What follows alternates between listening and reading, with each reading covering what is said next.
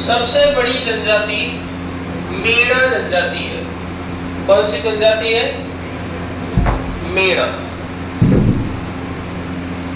सबसे प्राचीन जनजाति फटाफट बताओ। भील। और एकमात्र आदिम जनजाति सैरिया।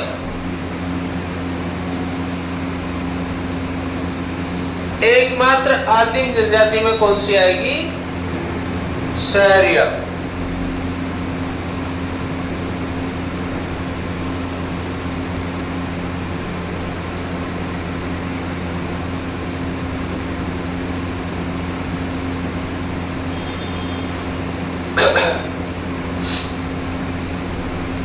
तो देखो ट्राइब्स की बात करें अपन तो जनगणना 2011 में, ये भी लिख लेना, 2011 में 13.5% क्या है? जनजातियां हैं। लिखो जनगणना 2011 में 13.5%। कितनी? 13.5% क्या है? जनजातियां। स्थान में तो देखो ऐसा है कि अपन तो छठा ही लेंगे अपन, तो यहाँ पे छठा ही ले लो, लेकिन इसमें विवाद तो है। हाँ नहीं, किताब में तो अभी छठा ही लिख लो, फिर 5वें का आज डाटा देखते हैं, रिपोर्ट चेक कर लेंगे आज। स्थान में कौन सा लिख लो? छठा। सर्वाधिक जनजाति वाला राज्य,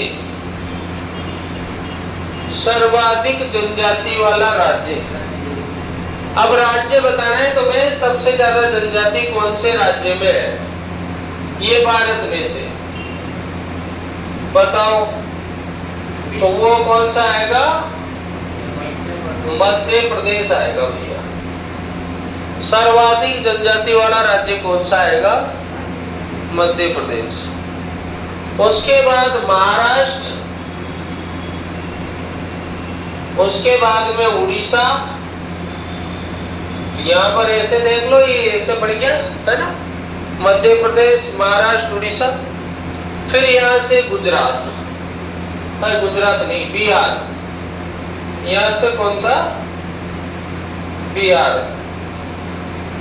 तो ये चार तो हमें लाइन से जुड़ गए ना। इस यहाँ से शुरू करा महाराष्ट्र, महाराष्ट्र से उड़ीसा, उड़ीसा से बिहार।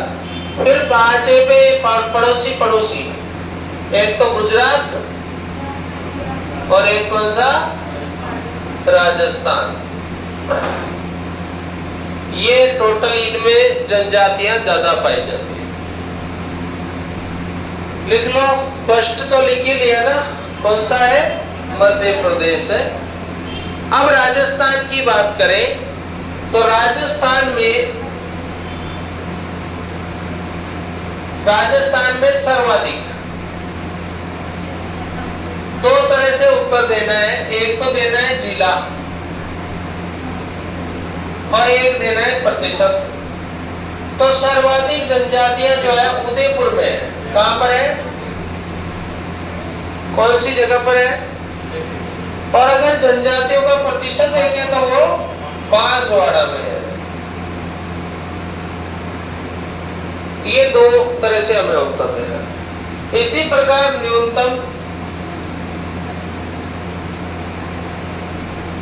तो जिला कौन सा आएगा? बीकानेर जिला आ जाएगा। और प्रतिशत पूछे तो नागौर का आ जाएगा। ये न्यूनतम में परसेंटेज के हिसाब से तो नागौर है। इसके साथ एक डाटा हमारे सामने आता है कि अरावली पर्वतमाला जो है, इसके इस साइड में जनजातियां माइनस में है, जबकि इस साइड में जनजातियां प्लस में है। यानी कि जनजातियां जो अधिक है वो किधर है? अरावली के दक्षिण पूर्व में है। और उधर की साइड जाओगी तो कम होती जाएगी, जबकि उधर की साइड में एससी की संख्या क्या होती जाएगी? बढ़ती जाएगी। आप देख सकते हैं राजस्थान में एससी में सबसे ज्यादा गंगानगर का नाम आता है। किसका नाम आता है? तो बढ़ रही है कि नहीं बढ़ रही है? इधर एसटी बढ़ रही है तो उधर एससी बढ़ रही है, ये बात है। तो चलिए लिखो राजस्थान में सर्वाधिक, राजस्थान में सर्वाधिक जनजाति वाला जिला, सर्वाधिक जनजाति वाला जिला कौन सा भैया? उदयपुर। सर्वाधिक जनजाति वाला जिला उदयपुर। दूसरा पॉइंट लिख लो, राजस्थान में सर्वाधिक जनजाति का प्रतिशत बांसवाड़ा। सर्वाधिक जनजाति का प्रतिशत कहां पर आएगा? बांसवाड़ा। अगला पॉइंट लिख लो, न्यूनतम जनजाति का जिला या न्यूनतम जनजाति की जनसंख्या बोल सकते हैं अपन, तो न्यूनतम जनजाति का जिला, तो न्यूनतम जनजाति का जिला कौन सा आ जाएगा? बीकानेर आ जाएगा। कौन सा आ जाएगा भैया? बीकानेर। और उसके बाद अगर परसेंटेज में लाए तो नागौर आ जाएगा।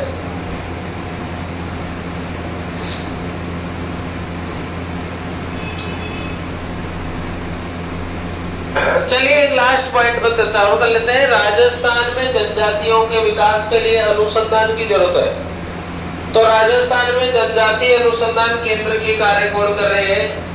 तो यहाँ पर जनजाति पर अनुसंधान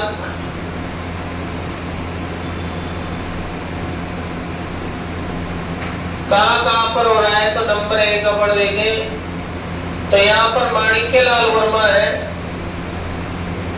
माणिक्यलाल वर्मा आदिम जाति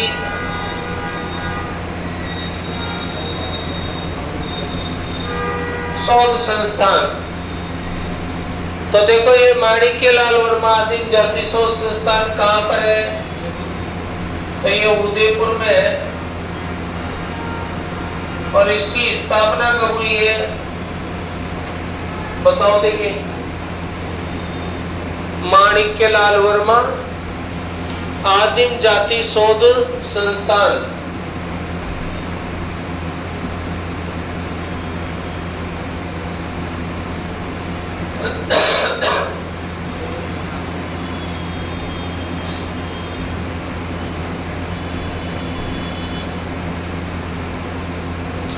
एक और है, इसकी स्थापना 1964 में हुई है। उसके बाद दूसरा है जनजातियों पर शोध करने के लिए राजस्थान जनजाति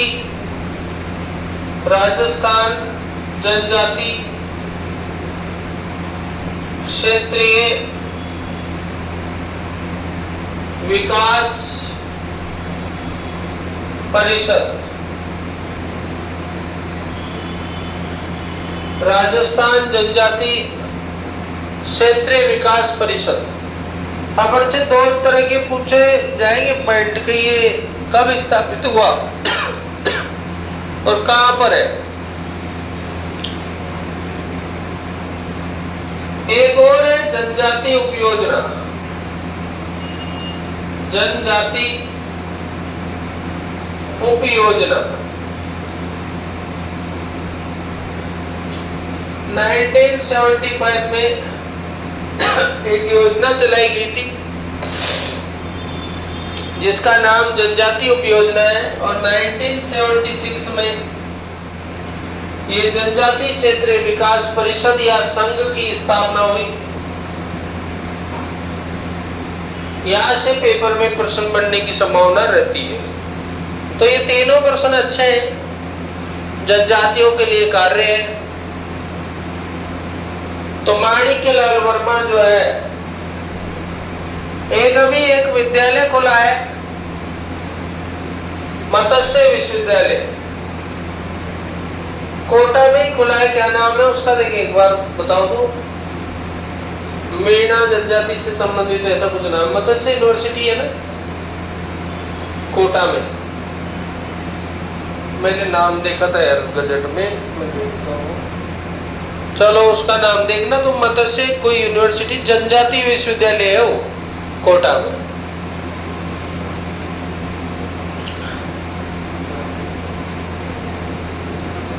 अब ये तीन तो आपको याद रखने ही रखने हैं। हाँ? मत्स्य यूनिवर्सिटी अलवर में, अपने यहाँ कोटा में कौन सा है नाम बताओ उसका? मुनि मगन सागर ऐसा कुछ नाम, देखो नाम चेक करो गूगल।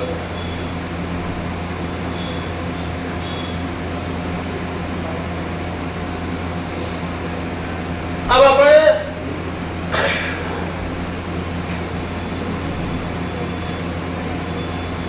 आदिवासी दिवस की बात करें, हाँ मिनेस, जय मिनेस है वो। आदिवासी दिवस 9 अगस्त को मनाया जाता है। इसको स्थानीय जन दिवस भी कहा जाता है। क्या कहा जाता है? स्थानीय जन दिवस।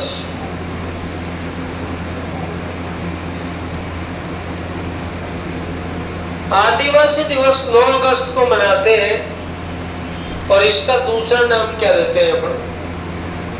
स्थानीय जन दिवस नाम देते हैं। क्या नाम देते हैं भाई?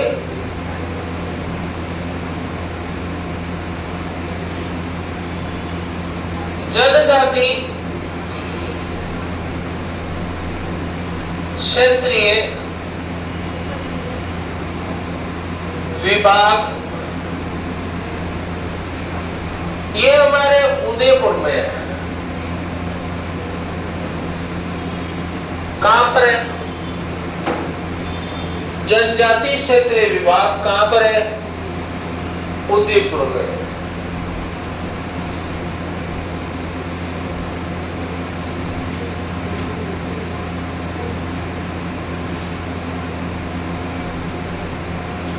एक होते EMRS,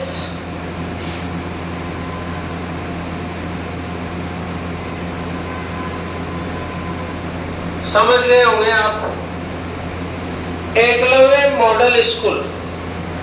कौन से स्कूल है? EMRS होते हैं, एकलव्य मॉडल स्कूल। ये जनजातियों के लिए, बच्चों के लिए होते हैं। कौन से स्कूल है? EMRS, Eklavya model residential school होते हैं, इनको हम EMRS बोलते हैं। ठीक है, एकलव्य वही धनुर्धर था जो दुनिया में किसी से भी नहीं आता था।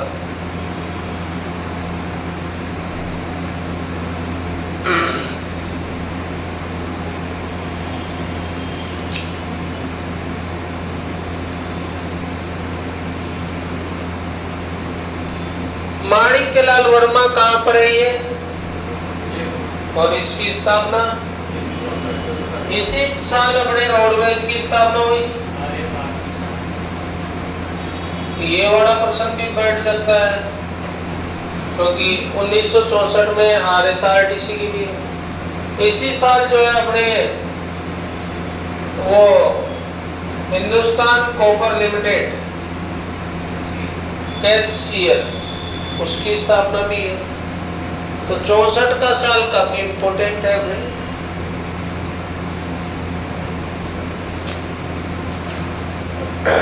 हमारे संविधान पर चलते हैं, इसको हटा दें, हो गया ये। तो अगर हम संविधान की बात करें तो संविधान में डॉक्टर बाबा साहब भीमराव अम्बेडकर ने आर्टिकल 341 और आर्टिकल 342, ये 2 आर्टिकल हमारे यहाँ पर है। कौन से हैं? 341 में हमें SC की सूची मिलेगी, और 342 में हमें किसकी सूची मिलेगी? ठीक है, तो कोई भी अगर जाति जिसको जनजाति बनाना है तो इसका पावर किसको प्राप्त होगा? कोई भी जाति को जनजाति की जनजाति घोषित करने का घोषित करने की शक्ति किसको प्राप्त होगी?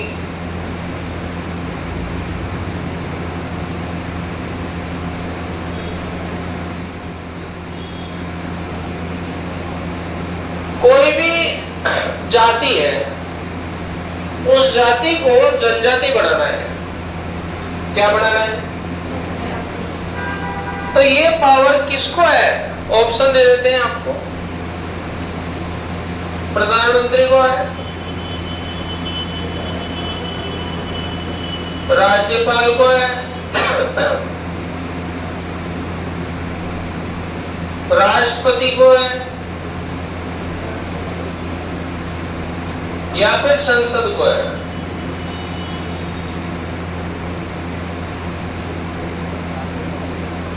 क्या इसका आंसर आना चाहिए? देखिए ज्यादातर बच्चे यहाँ यही आंसर देंगे, लेकिन यहाँ आंसर क्या है? राष्ट्रपति आंसर है। देखिए पेपरों में सीधे सीधे से प्रश्न होते हैं। ये प्रश्न बच्चा कहीं भी चल जाए, हर टीचर इनको नहीं बताएगा, वो रट्टा मार बहुत भयंकर आर्टिकल बता देगा। ये लॉजिकल क्वेश्चन होते हैं, बहुत सरल प्रश्न। इनको आप अगर अच्छी तरह से एक बार देख लोगे तो यूं ही नौकरी पे पहुंचा देंगे, क्योंकि ऐसे 5-6 प्रश्न होते हैं पेपर में।